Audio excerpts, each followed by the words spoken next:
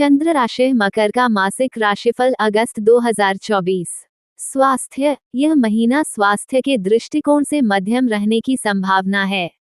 राशि स्वामी शनि महाराज वक्री होकर दूसरे भाव में विराजमान रहेंगे, जिससे स्वास्थ्य को कोई बड़ी क्षति होती दिखाई नहीं दे रही है, लेकिन मंगल और बृहस्पति पंचम भाव में रहकर आमाशय से संबंधित समस्याएं, गैस और वसा जनित समस्याओं को जन्म दे सकते हैं।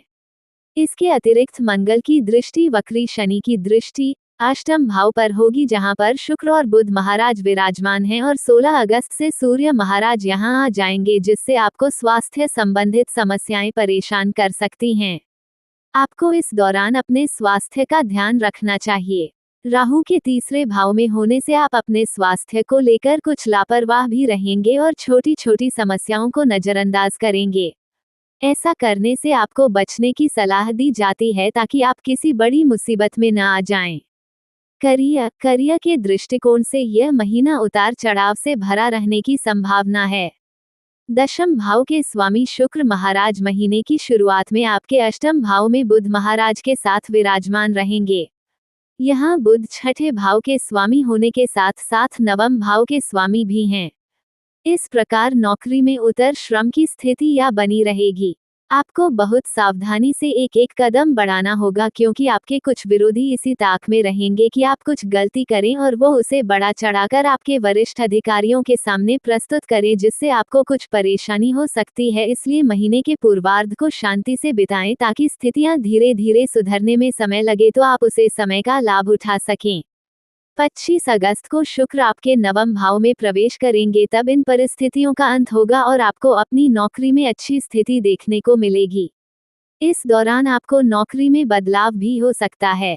आप जहां काम कर रहे हैं, यदि वह स्थानांतरण योग्य है तो आपका स्थानांतरण भी महीने के उत्तरार्ध में हो सकता है।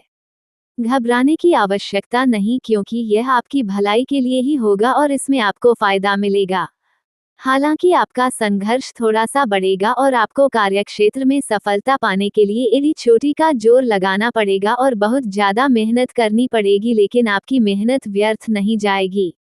छठे भाव के स्वामी बुध 22 अगस्त से वक्री अवस्था में सप्तम भाव में रहेंगे, जो आपकी कार्य कुशलता को बढ़ाने में अहम भूमिका निभाएंगे। आप बार बार तथ्यों को रखेंगे कि कहीं आप कुछ गलत तो नहीं कर रहे हैं।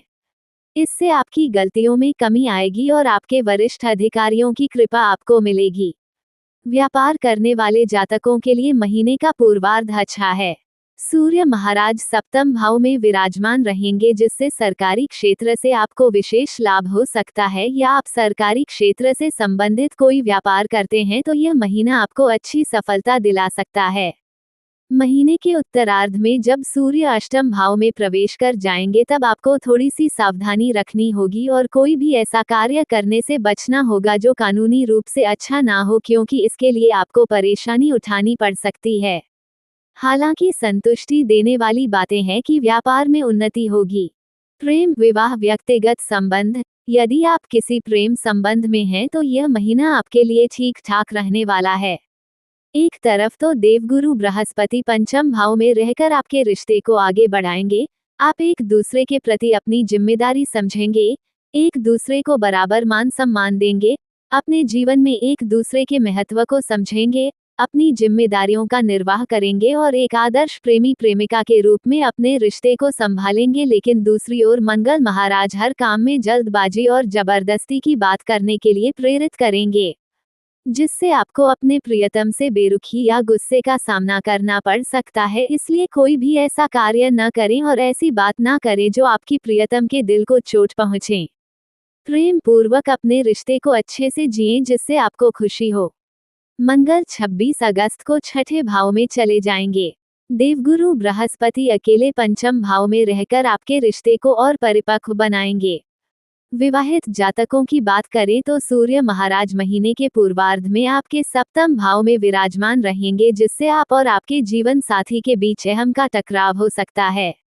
यह अनुकूल स्थिति नहीं है, क्योंकि यह रिश्ते को तोड़ सकती है। आपको समझदारी दिखानी होगी, क्योंकि समझदारी दिखाकर ही किसी रिश्ते को बचाया जा सकता है। 16 अगस्त को सूर्य महाराज आपके अष्टम भाव में चले जाएंगे और उन पर वक्री शनि की दृष्टि भी होगी। इस दौरान आप और आपके ससुराल पक्ष के परिवार के बीच कुछ तनाव बढ़ सकता है।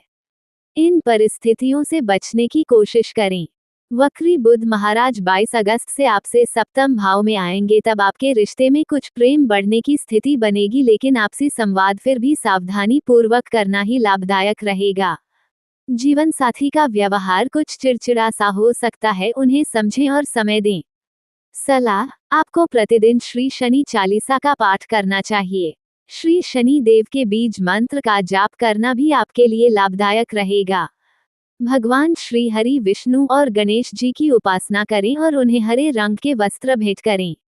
गौ माता को हरा चारा अथवा हरी सब्जियां खिलाएं। सामान्य, यह महीना मकर राशि में जन्म लेने वाले जातकों के लिए कई मामला में बहुत अनुकूल रहने वाला है, तो कुछ मामलों में आपको सावधानी बरतने की आवश्यकता होगी।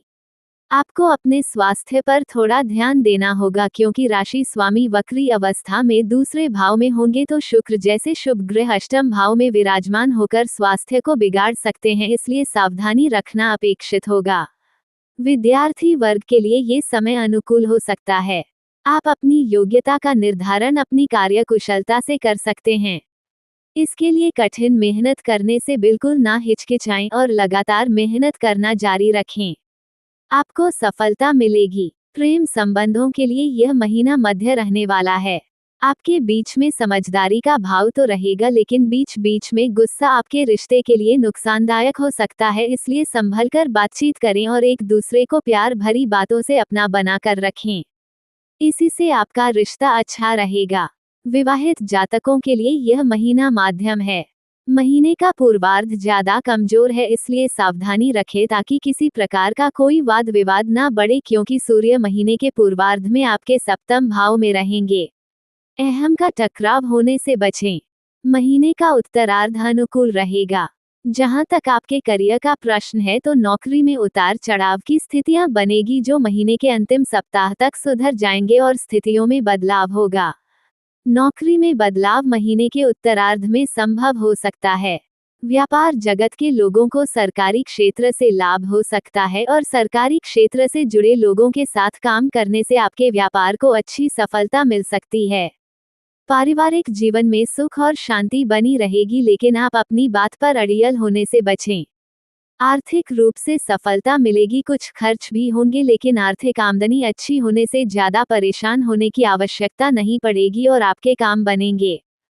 वित्त, यदि आपकी आर्थिक स्थिति को देखा जाए तो देवगुरु बृहस्पति और मंगल महाराज महीने की शुरुआत में पंचम भाव में बैठकर आपके एकादश भाव को देखेंगे, और देवगुरु बृहस्पति की दृष्टि आपके प्रथम और नवम भाव पर भी होगी, जिससे आर्थिक स्थिति में इजाफा होगा। आपकी आमदनी बढ़ने के योग बनेंगे। दिन प्रतिदिन आमदनी में होती बढ़ोतरी आपको खुशी देगी।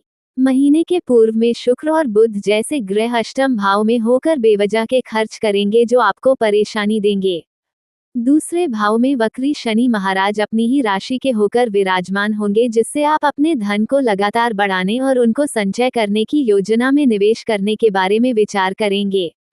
देवगुरु बृहस्पति और मंगल महाराज की कृपा से आर्थिक स्थिति में कोई ज्यादा समस्या नहीं आएगी और आप अपने धन का सही सदुपयोग और प्रबंधन कर पाएंगे। 16 अगस्त से सूर्य महाराज और शनि महाराज आमने सामने होंगे। इस दौरान आर्थिक चुनौतियां आ सकती हैं, लेकिन यदि आप पहले से ही संभल कर चलेंगे तो उन चुनौतियों से भी आसानी से पार पा ही लेंगे। मित्र एवं परिवार, यह महीना पारिवारिक तौर पर ठीक ठाक रहने की संभावना है। शनि महाराज दूसरे भाव के स्वामी होकर दूसरे ही भाव में वक्री अवस्था में लगातार विराजमान रहेंगे। पूरे महीने विराजमान होने से वैसे तो कुटुंब के लोगों में आत्मीयता बनी रहेगी, लेकिन शनि महाराज यहाँ वक्री हैं, इससे आप अपनी जुबान से कुछ भी कड़वा बोलने से बचें, क्योंकि आप लगती हुई बातें कर सकते हैं। भले ही वह सच हो, लेकिन चुभती हुई बातें किसी को भी अच्छी नहीं लगती, इसलिए शांति से काम लेना अच्छा होगा, ताकि परिवार का माहौल न बिगड़ने पाए और बेमतलब की समस्या ना हो। चौथे भाव के स्वामी मंगल महाराज पांचवें भाव में महीने की शुरुआत में देवगुरु बृहस्पति के साथ विराजमान रहेंगे, जिससे माता पिता का स्वास्थ्य उत्तम रहेगा।